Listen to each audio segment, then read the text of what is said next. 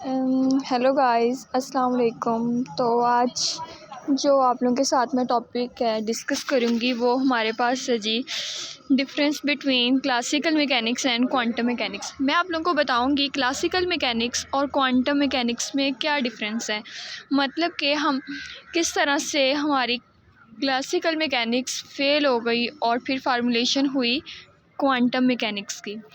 ये बहुत ही easy topic है, इसमें आप लोगों को कुछ पॉइंट्स बताऊंगी जिससे आप लोगों को इजीली से पता चल जाएगा कि ये एक दूसरे से कैसे डिफरेंस है और एक दूसरे से हम इसको कैसे रिलेट कर सकते हैं। तो पहले मैं आप लोगों को बताती हूँ क्लासिकल मैकेनिक्स क्या होता है। क्लासिकल मैकेनिक्स में एक्चुअली में हम मैक्रोस्कोपिक पार्टिकल्स पे बात करते हैं।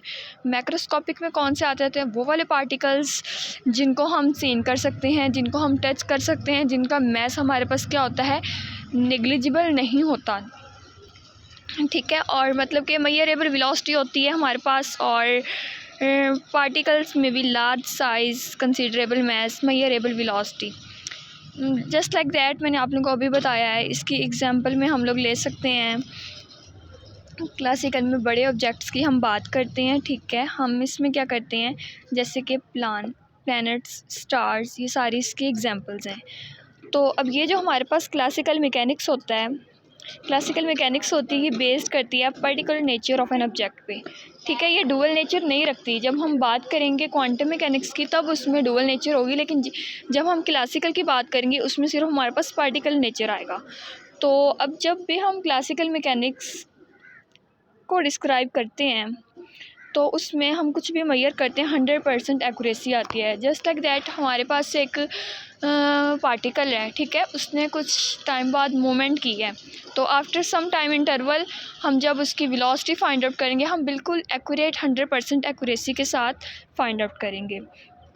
और जो हमारे पास क्लासिकल मैकेनिक्स में जो एनर्जी होती है ना, वो डिस्क्रीट नहीं होती, वो कंटिन्यूस होती है, क्योंकि हमें एग्जैक्ट वैल्यू पता चलती है। हमें बिल्कुल एक एग्जैक्ट वैल्यू के साथ हमें एक्यूरेसी एग्जैक्ट मिल रही होती है। तो ये इसमें हमारे पास एनर्जी क्या होगी, डिस्क्रीट एनर्जी होगी। तो अब हमारे पास जो इसके कुछ और भी पॉइंट्स हैं तो मैं आप लोगों को बताती हूँ।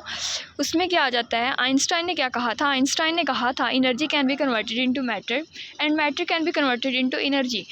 तो ये वाली जो थिंग थी, ये वाली थिंग सिर्फ क्वांटम मैकेनिक्स ने एक्सप्लेन की।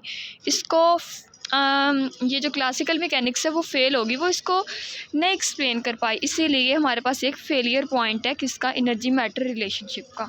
तो ये हमारे पास क्लासिकल था। अब होप सो आप लोगों को क्लासिकल मैकेनिक्स की समझ आ गई हो। अब हमारे पास आता है फिर क्वांटम मैकेनिक्स क्या होता है। क्वांटम मैकेनिक्स में हम एटॉमिक लेवल पे बात करते हैं। जब हम एटॉमिक लेवल पे बात करते हैं इसका मतलब है हमारे पास कुछ माइक्रोस्कोपिक डोमेन्स होंगी, मतलब कि बहुत ही छोटे ऑब्जेक्ट्स होंगे, वो वाले ऑब्जेक्ट्स जिनको हम सी नहीं कर सकते, जिनका मैस निग्लिजिबल होता है। Just like that atoms, molecules and particle move करता है with the speed of light. And microscopic में हमारे पास जो आ जाते हैं, अगर हमें इसकी एग्जांपल्स चाहिए तो हमारे पास आ जाएगा इलेक्ट्रॉन्स, एटम्स, मॉलिक्यूल्स, वो क्वांटम मैकेनिक्स में हम बात करेंगे। तो quantum mechanics is applicable for particles whose velocity comparable with speed of light. हम क्वांटम मैकेनिक्स तब ही एप्लीकेबल होगी जब हम उसकी वेलोसिटी को रिलेट करते हैं जब एक पार्टिकल मूव कर रहा होगा with the speed of light, ठीक है। फिर हमारे पास according to quantum mechanics energy is not continuous. मैंने आप लोगों को पहले बताया कि हमारे पास क्लासिकल में एनर्जी क्या होती है, कंटिन्यूस होती है। इट मीन्स हमारे पास एग्जैक्ट वैल्यू आती है, 100% एक्यूरेसी होती है। लेकिन जब हम when we talk about quantum mechanics उसमें क्या होगा, एनर्जी कंटिन्यूस नहीं होगी। तो एनर्जी क्या होगी, energy will be discrete. Energy हमारे पास क्या होगी, एनर्जी डिस्क्रीट होगी। तो वो एनर्जी क्या होगी, E is equal to HF होगी।